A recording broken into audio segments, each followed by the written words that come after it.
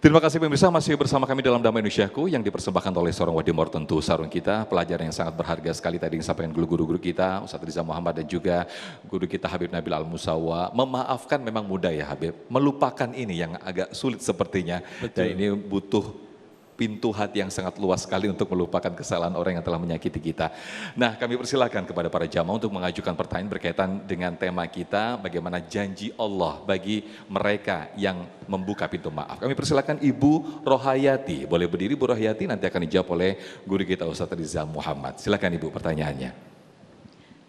Bismillahirrahmanirrahim. Assalamualaikum warahmatullahi wabarakatuh. Waalaikumsalam warahmatullahi wabarakatuh. Nama saya Ibu Rohayati dari BKMT Masjid Al-Muhajirin. Pertanyaan saya Ustadz, dikatakan di dalam surga itu kan kebanyakan dihuni oleh kaum perempuan. Jadi kita di dalam rumah tangga itu kan selalu, ya jarang-jarang juga sih, terjadi percecokan antara suami dan istri. Biasanya kita kan merasa kita tidak bersalah. Suami yang bersalah itu tapi kok tidak mau meminta maaf kepada kita gitu. Biasanya mungkin karena gengsi kali ya Ustadz ya. Jadi ya mungkin kalau di dalam rumah tangga terjadi percecokan kecil itu biasa ya. Mungkin untuk menambah keharmonisan rumah tangga. Tetapi pertanyaannya di sini, kita juga sebagai istri yang merasa tidak bersalah, merasa gengsi juga untuk meminta maaf gitu Ustadz ya. Jadi bagaimana caranya untuk menghilangkan gengsi itu dan kita bisa menjadi orang yang mudah memaafkan, menjadi orang yang al-afu ya, memaafkan dan bisa mendapat surga yang luas. Insya Allah nanti dia mil akhir. Baik, bisa kami tangkap pertanyaannya Ibu. Terima kasih Bu Rohayati. Terima kasih. Jazakumullah khairan katsir. Wassalamualaikum warahmatullahi wabarakatuh. Waalaikumsalam warahmatullahi wabarakatuh. Silakan Ustaz Riza Muhammad. Bu Rohayati, halo. Brosnya bagus lah. Buang gengsi Anda dengan beberapa ayat yang akan memotivasi kita. Pertama, sindiran Allah kepada Abu Bakar karena gengsinya. Surat An-Nur 22. Wala ya'tali ulul fadli minkum was-sa'ati ayyutu ulil qurba wal masakina wal muhajirina fi sabilillah wal ya'fu wal yasfahu ala tuhibbuna ay yaghfirallahu lakum wallahu ghafurur rahim. Kenapa? Asbabul nuzul, Abu Bakar pernah marah kepada Mistah bin Utsatsah. Dialah yang menfitnah Siti Aisyah selingkuh. Wow, sakitnya luar biasa. Putri kesayangannya dituduh selingkuh. Mistah bin Utsatsah ini keluarganya sendiri. Dia fakir yang biasanya dibantu. Apa kata Abu Bakar? Ku tarik bantuanmu. Takkan ku beri lagi bantuan seumur hidup.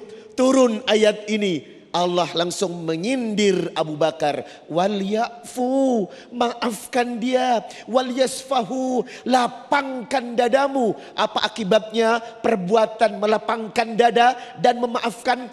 Ala tuhibbuna ayyaghfirallaha lakum.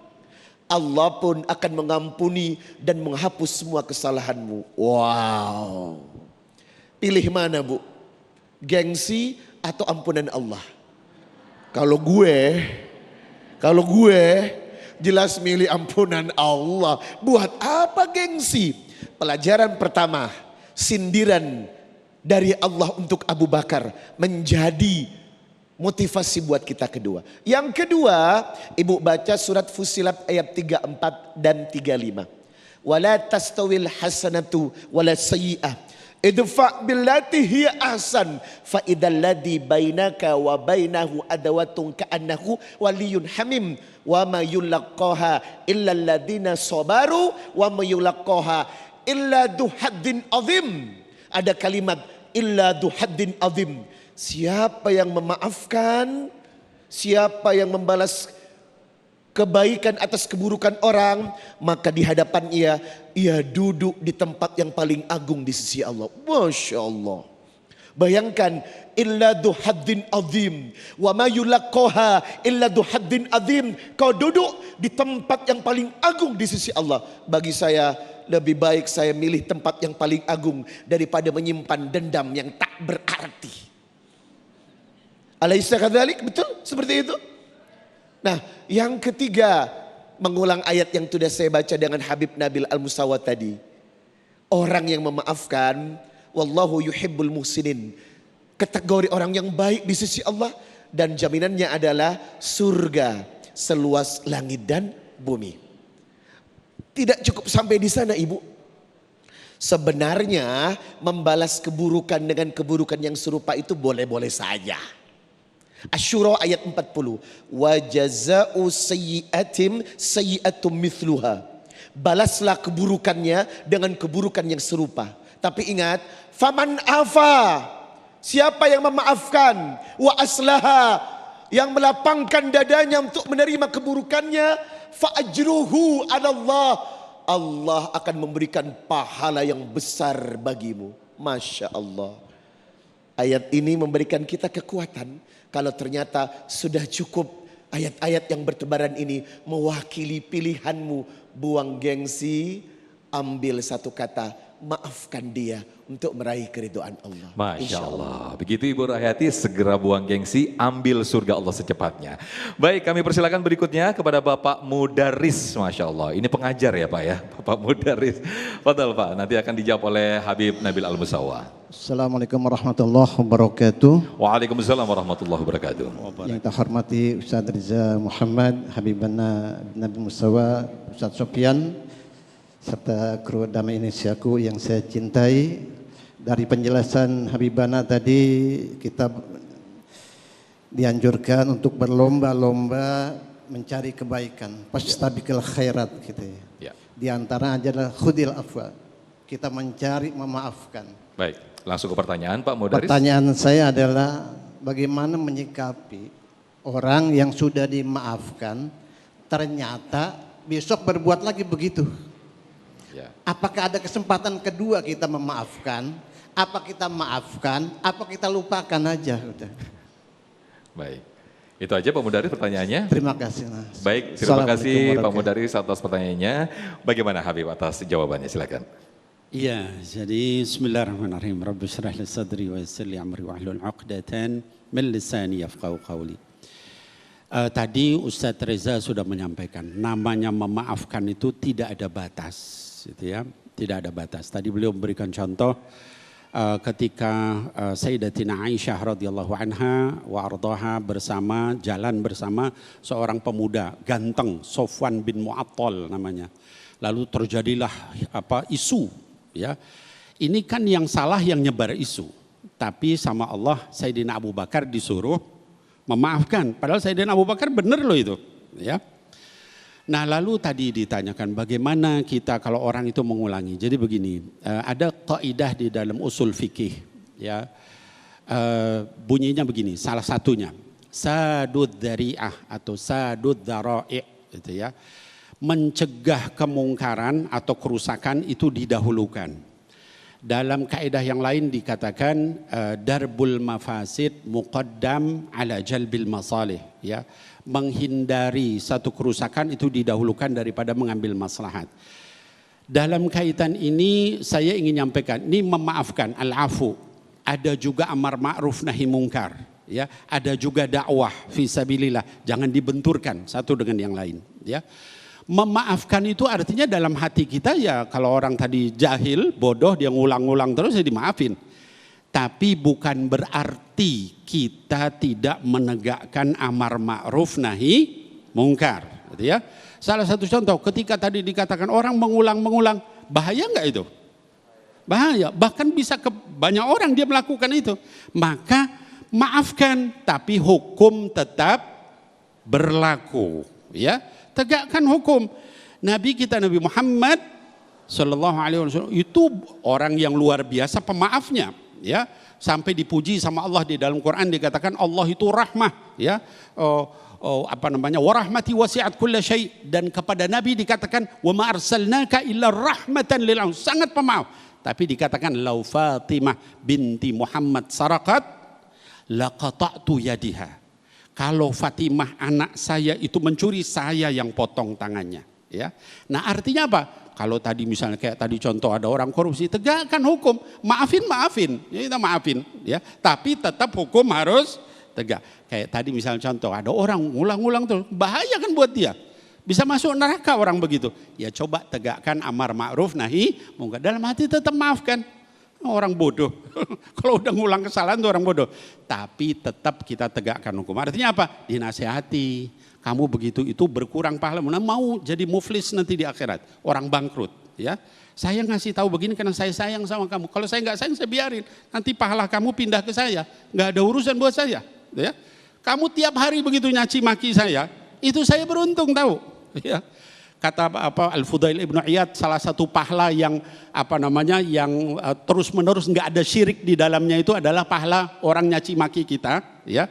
Itu kan nggak ada riya, nggak ada syirik dan tidak diinginkan. Datang terus pahalanya itu ya, kepada kita. Karena orang kalau ibadah ada riyanya, kalau dicaci maki nggak ada riyanya, tapi pahalanya datang terus. Ya buat saya pahala, buat Anda celaka.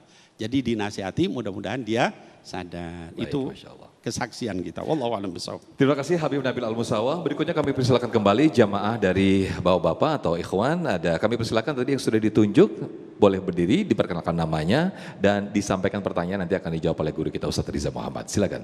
Assalamualaikum. Ya, sudah nyala Pak. Assalamualaikum warahmatullahi wabarakatuh.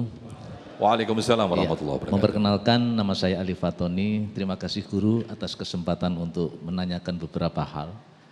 Memaafkan itu sangat mudah. Memaafkan itu pasti akibat dari perbuatan, baik itu fisik maupun hati. Namun kalau dilukai dalam hal fisik, insya Allah mudah. Tapi kalau dilukai dalam hati, itu sakit hati tidak dijamin BPJS itu masalahnya. Sehingga pertanyaan saya, kalau memaafkan hanya diucapkan saja, namun di hati masih susah, mengganjal, apakah itu salah satu penghambat rezeki? Itu aja. Terima kasih. Assalamualaikum warahmatullahi wabarakatuh. Waalaikumsalam warahmatullahi wabarakatuh. Pertanyaan sangat bagus sekali. Terima kasih Pak Al-Fatini. Silakan Ustadz Riza Muhammad. Ala wa inna fil jasadil mudghah idza salahat salahal jasadu kullu wa idza fasadat fasadal jasadu kullu ala wahyil qalb. Maka komponen sehat yang harus direnovasi dulu, komponen tubuh yang harus diperbaiki dulu itu adalah hati. Itu penting banget. Jilbabnya lebar, bajunya lebar, mulutnya begini. Begini kelakuannya. Komponennya syar'i, ya enggak? Hatinya busuk. Itu kenapa? Don't just by the cover. Jangan melihat seseorang dari penampilan. Karena penyakit yang harus selalu diobati terlebih dahulu itu adalah penyakit hati. Qila li Rasulillah sallallahu alaihi wasallam. Seseorang bertanya kepada Rasulullah, ayyul mu'minina afdal? Siapakah mukmin yang paling utama? Kullu makhmumil qalb. Orang yang senantiasa mencuci hati. Tazkiyatun nufus. Maka tidak ada keutamaan seorang hamba yang paling bernilai di hadapan Allah. Berarti yang pertama adalah kullu makhmumul qalb. Orang yang senantiasa selalu mencuci hatinya. Hati aja wajib dicuci Bu.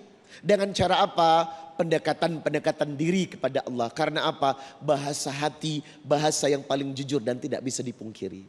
Itu kenapa kekuatan ibadah mutlak kita lakukan. Salah satunya jangan meninggalkan sholat malam. Masya Allah. Itu kejujuran ibadah yang menguras kebersihan hati. Orang yang senantiasa ikhlas menjaga dirinya, menjaga sholat malamnya, dan dia berdoa, ya mukallibal qulub, tsabbit qulubana ala dinik, tsabbit qulubana ala tu'atik. Berdoa seperti itu, insya Allah komponen inilah yang akan membuka peluang kebaikan dan keberkahan lahir dan batin. Karena banyak orang yang baik fisiknya tapi busuk hatinya. Mari dari hari ini mulailah untuk selalu mencuci hati. Baik, Masya Allah. Terima kasih Ustadz Riza Muhammad. Jadi menjadi catatan buat kita semuanya ketika masih ada dendam ini menjadi salah satu penghambat rezeki kita. Jadi menjadi evaluasi buat kita bersama. Nah, kami persilakan berikutnya ada Ibu Romlah dari Bogor, jauh-jauh ini dari Bogor ke Bekasi ya Bu. Boleh berdiri yang mana Ibu Romlah? Masya Allah. Silakan Ibu disampaikan pertanyaan, nanti akan dijawab oleh Habib Nabil Al-Musawa. Assalamualaikum warahmatullahi wabarakatuh. Waalaikumsalam warahmatullahi wabarakatuh. Yang kami hormati Bapak Ustadz, semoga Allah karuniakan dan dikasih kemuliaan. Kami bernama Hajar Humlah Komalasari dari Pamijahan Kabupaten Bogor, mewakili Majlis Taklim Nurul Iman. Mau bertanya Pak Ustadz? Ya, silakan Ibu. Gimana kalau kita memaafkan tapi yang kita maafkan tidak memaafkan? Segitu. Wassalamualaikum warahmatullahi wabarakatuh. Waalaikumsalam. Terima kasih Ibu. Ini khas banget ini orang Bogor, memaafkan ya. Silakan. Bagaimana kita memaafkan tapi yang kita maafkan tidak memaafkan begitu ya Bu Romlah. Silakan Habib Nabil. Ya baik, bismillahirrahmanirrahim. Rabbi syrah li sadri wa yassir li amri wahlul 'uqdatan min lisani yafqahu qawli. Ada hadis sahih ya dari seorang sahabat yaitu Sayyidina Abu Hurairah radhiyallahu an. Kata Abu Hurairah, dia ngadu kepada Nabi Muhammad sallallahu alaihi wasallam. Kata beliau, "Ya Rasulullah, saya ini punya tetangga. Tetangga saya itu selalu berbuat buruk sama saya. Saya pun terus membalas dengan kebaikan sama dia. Dia terus lagi berbuat buruk sama saya balas lagi dengan kebaikan.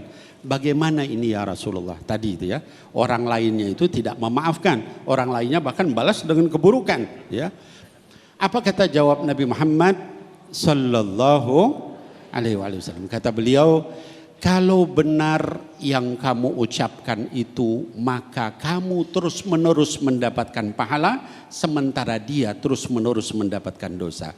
Jadi ibu-ibu, bapak-bapak, anak-anakku sekalian dan semua para penonton, ya tadi saya katakan kita tetap memperbaiki orang yang tidak baik ya, tapi maafin terus. Saya berikan satu contoh tentang maaf yang tidak ada batasnya. Nabi kita Nabi Muhammad sallallahu alaihi wasallam itu 13 tahun di Mekah dipukuli, dilempari batu, ditaruh kotoran unta di badannya. Ketika tahun 8 Hijrah punya kesempatan membalas.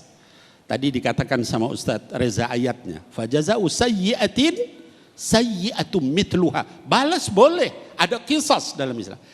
Tapi di tengah 10.000 orang sahabat itu di Mekah, orang musyrikin Quraisy itu udah ketakutan semua.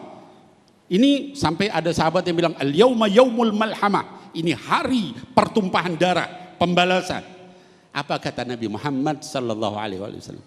Pertama kata beliau, barang siapa yang sembunyi di Ka'bah selamat, yang sembunyi di rumah Abu Sufyan selamat, yang diam di rumahnya selamat. Setelah itu terus beliau ini menghadapi orang-orang, terus kata beliau apa? Idhabu fa'antumut tulaqa. Pulang kalian semua orang yang dibebaskan. Ya, itu pemaafan yang gak ada tandingannya. Ya. Jadi sekali lagi Bapak Ibu sekalian, kita tetap nasihatin orang jahat. Jangan dibiarin. Kenapa? Itu celaka buat dia. Gitu ya. Bukan buat kita pahala terus. Dimaki lagi, dicaci, difitnah, diribah. Itu terus pahala yang gak berputus kepada diri kita. Tapi kan kita takut dia celaka, nasihatin. Tapi maafkan tanpa batasan. Seperti memaafkannya Sayyidina Muhammad sallallahu alaihi wasallam. Wallahu a'lam bishawab. Masya Allah, begitu indahnya akhlak Rasulullah sallallahu alaihi wasallam. Mudah-mudahan kita semuanya dimudahkan untuk mengikuti atau mencontoh Rasulullah sallallahu alaihi wasallam dalam hal memaafkan. Amin ya rabbal alamin. Tetaplah bersama kami pemirsa dalam Damai Indonesiaku. Pemirsa Damai Indonesiaku, sebentar lagi kami akan menerima pertanyaan melalui video call Anda. Jangan kemana-mana, kami akan kembali setelah yang satu ini.